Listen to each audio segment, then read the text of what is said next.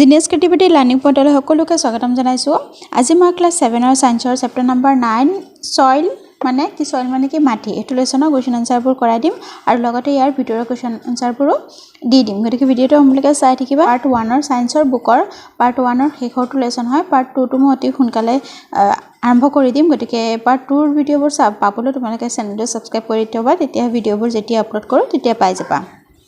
এতিয়া চোৱা সইলৰ ওপৰত লেছনটো একেবাৰে সহজ, ইমান টান নহয়। গোটেইকেইটা কুৱেশ্যন আৰু এই পিকচাৰটো তোমালোকে শিকি থবা। এইটো পিকচাৰ এক্সামত হয়তো দিব পাৰে।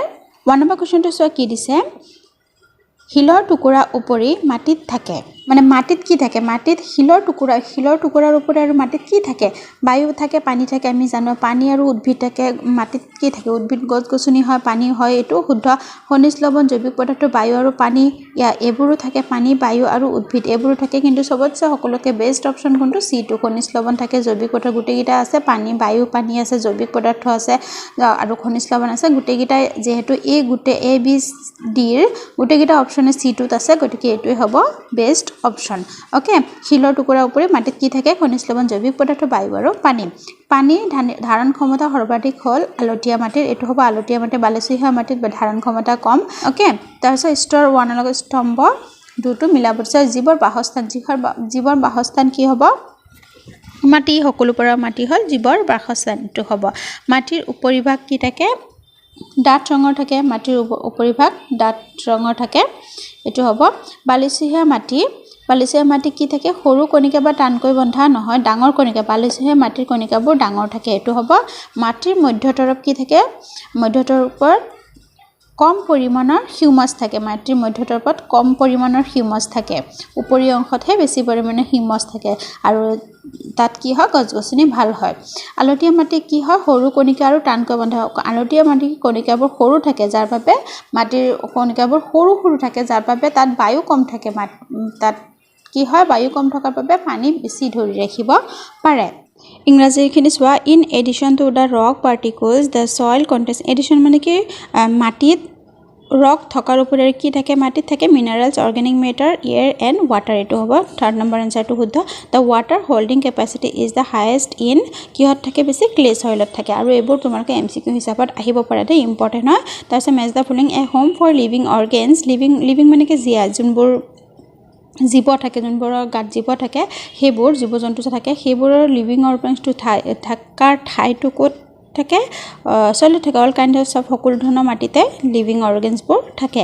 Upper layer of the soil, upper layer of the সইলত কি থাকে, ডাৰ্ক ইন কালাৰ, কালাৰটো ডাঠ থাকে। চেণ্টি সইলত কি থাকে, পাৰ্টিকলছবোৰ লাৰ্জ থাকে। মিডিল লেয়াৰ অফ দ্য সইলত লেজাৰ এমাউণ্ট অফ হিউমাছ থাকে। ক্লে সইলত কি থাকে, স্মল পাৰ্টিকলছ থাকে। ক্লে সইলবোৰ পাৰ্টিকলছবোৰ স্মল থাকে। এইটো তোমালোকে মেচ দ্য ফলোইংখিনি ভালকৈ চাই যাবা।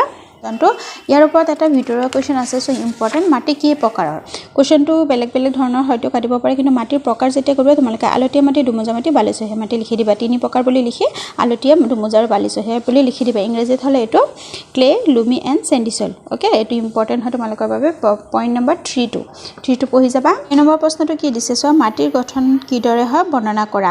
বতাহ, পানী আৰু জলবায়ুৰ ক্ৰিয়াৰ ফলত শিলবোৰ ভাঙি মাটি হয়। মাটি হ'বলৈ হ'লে কি কি বস্তু লাগিব, বতাহ লাগিব, পানী লাগিব আৰু জলবায়ু ধৰি লোৱা বিভিন্ন ভূমিকম্প হ'ল, ভূমিস্খলন হ'ল, কিবা সেইবোৰ শিলবোৰ যেতিয়া ভাঙি পৰে, ঘূৰা হয়, তেতিয়া সেইবোৰ ভাঙি পৰি কি হয়, মাটিৰ সৃষ্টি হয়। শিলবোৰ ভাঙি মাটিৰ সৃষ্টি হয়। অ'কে, একদম সৰু চেণ্টেঞ্চটো দিছোঁ তোমালোকক। এনেকুৱা আহিব পাৰে যে মাটি কাক বোলে বা মাটিৰ কেনেকৈ সৃষ্টি হয়, তেনেকৈ আহিলে এইটো এনচাৰে হ'ব। Explain how soil is form. Soil is form by the breaking down of rocks by an action wind, water and climates. তাৰপিছত 5 নম্বৰটো চোৱা। 5 নম্বৰটো কি হৈছে, আলতীয়া মাটি শস্যৰ বাবে কি কাৰণে উপযোগী। এইটো তোমালোকৰ ভেৰি ভেৰি ইম্পৰ্টেণ্ট কুৱেশ্যন হয়। চ' আলতীয়া মাটিয়ে কণিকাবোৰৰ মাজত থকা ক্ষুদ্ৰ খালী ঠাইবোৰত পানী ধৰি ৰাখিব পাৰে। আলতীয়া মাটিৰ কণিকাবোৰ কি থাকে, ক্ষুদ্ৰ থাকে, সৰু সৰু থাকে, যাৰ বাবে সেই ক্ষুদ্ৰ ঠাইবোৰত পানী ধৰি ৰাখিব পাৰে। আলতীয়া মাটি হিউমাছ সমৃদ্ধ আৰু উৰ্বৰ। আলতীয়া মাটিত কি থাকে, হিউমাছ বহুত বেছি পৰিমাণে থাকে আৰু বহুত মানে ভাল হয় আলতীয়া মাটিটো। এইবোৰ কাৰণে আলতীয়া মাটি শস্যৰ কাৰণে দুইটা, এটা লিখিলে হ'ল বাবে উপযোগী। অ'কে, বা কাৰণেও লিখিব পাৰা। আলতীয়া মাটিৰ কণিকাবোৰ ক্ষুদ্ৰ থাকে আৰু তাত কি থাকে, বায়ু কম পৰিমাণ থাকে।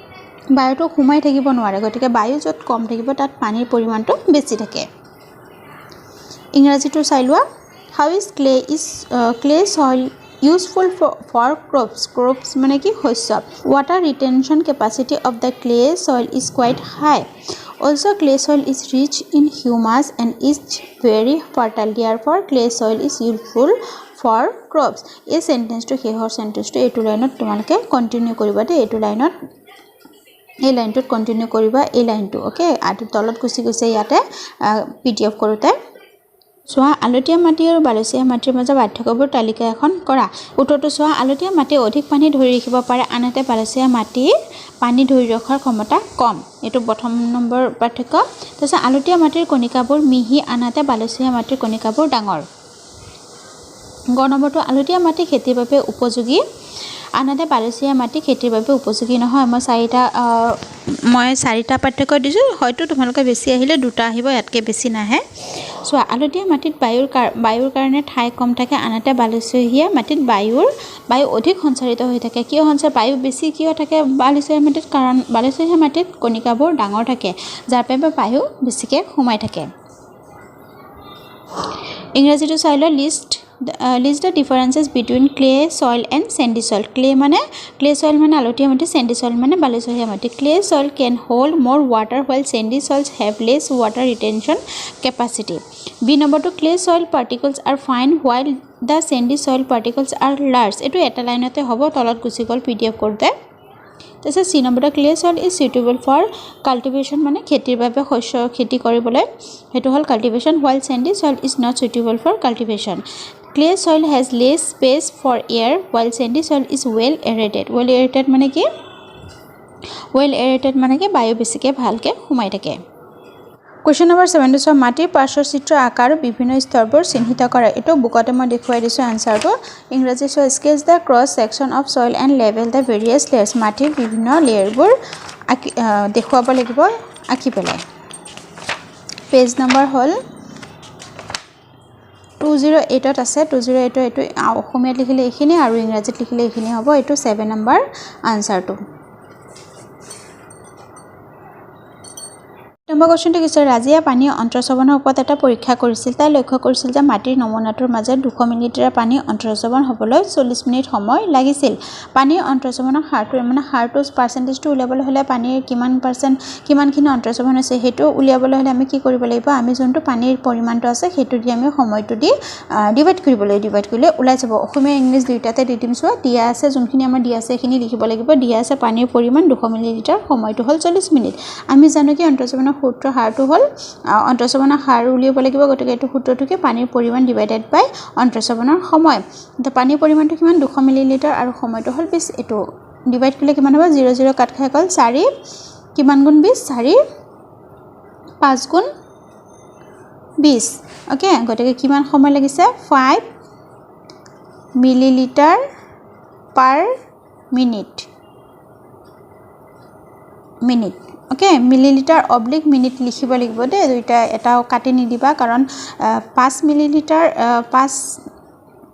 মিলিলিটাৰত কিমান 1 মিনিটত এটো মিনিট হল পাৰ মিনিটত 5 মিলিলিটাৰ অন্তঃস্ৰৱণ হৈছে okay percentage to given amount of water কিমান 200 ml টাইম টু হল 40 minute we know percolation rate amount of water divided by time water to কিমান আছিল 200 ml আৰু সময়টো আছিল 20 মিনিট 00 কাট খাই গল 4 5 গুণ 20 গতিকে 5 ml per minute ওকে এটো হল আমাৰ আনসাৰটো নেক্সট কোৱেশ্চনটো একেবাৰে সহজ আৰু এটো লেসনৰ কোৱেশ্চন আনসাৰবোৰ একেবাৰে সহজ আৰু পঢ়িও ভাল পাবা আৰু এটা কোৱেশ্চন তোমালোকে ভিতৰৰ কোৱেশ্চন আছে হেতু মই ইয়াতে দেখাই দিম মোৰ চকুত পৰিছে গতিকে মই দিদু মাটিৰ পাত্ৰ পুতলা আৰু মূৰ্তি তৈয়াৰ কৰাত আলতীয়া মাটি ব্যৱহাৰ কৰা আলতীয়া মাটি কি কামত ব্যৱহাৰ কৰা হয় বা আলতীয়া মাটিৰে কি হাজিব পাৰি কি বনাব পাৰি হেতু যদি আহে আনসাৰটো এটো লিখিবা দে এটো তোমালোকে জানিবা আলতীয়া মাটিৰে পুতলা তৈয়াৰ কৰা হয় মূৰ্তি তৈয়াৰ কৰা মাটিৰ পাত্ৰ বা মাটিৰ বাচন বৰ্তন এনেকুৱা হলো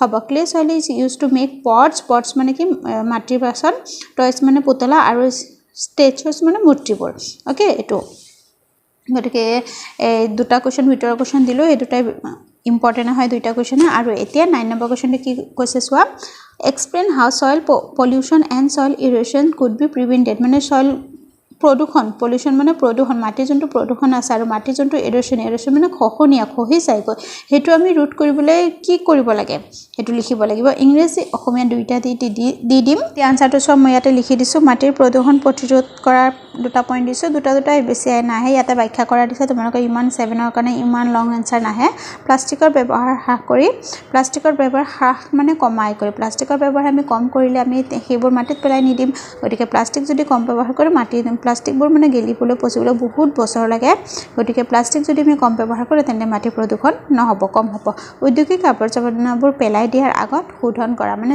হেবোৰ আমি পেলাই দিয়াৰ আগতে হেবোৰ মানে তাত কেমিকেলবোৰ কিবা ক্ষতি কৰে নেকি হেবোৰ আমি ভালকে চাব লাগে শোধন কৰিব লাগে বা নষ্ট কৰিব লাগে মাটি খহনীয়া প্ৰতিৰোধ কৰা দুটা পইণ্ট দিছো গছ-গছনি ৰোপণ আৰু বনাঞ্চল ধ্বংস বন্ধ কৰি গছ-গছনি ৰোপণ কৰি খহনীয়াটো কমিব আৰু বনাঞ্চল যদি নাকাটো বনাঞ্চল যদি ধ্বংস নকৰো তেতিয়া হলে আমাৰ মাটিৰ খহনীয়াটো কমিব এতিয়া ইংৰাজীটো চাই লোৱা prevention of soil pollution মানে মাটি প্ৰদূষণ by reducing the use of plastics b number industrial waste should be treated before release okay eto as hobo prevention of soil erosion planting trees by stopping deforestation সৰুৰকে দিছো মুখস্থ কৰিবলৈ সুবিধা হ'ব এখিনি দি আজি ভিডিওটো ইয়াত সামৰিছো নেক্সট মই পাৰ্ট 2 টু মেথছ আৰু সায়েন্সৰ অতি সোনকালে আৰম্ভ কৰি দিম গতিকে হেবোৰ ভিডিও পাবলৈ চেনেলটো সাবস্ক্ৰাইব কৰি থবা যাতে যেতিয়া আপলোড কৰি তেতিয়া পাই যোৱা আজিলৈ আহিছো ধন্যবাদ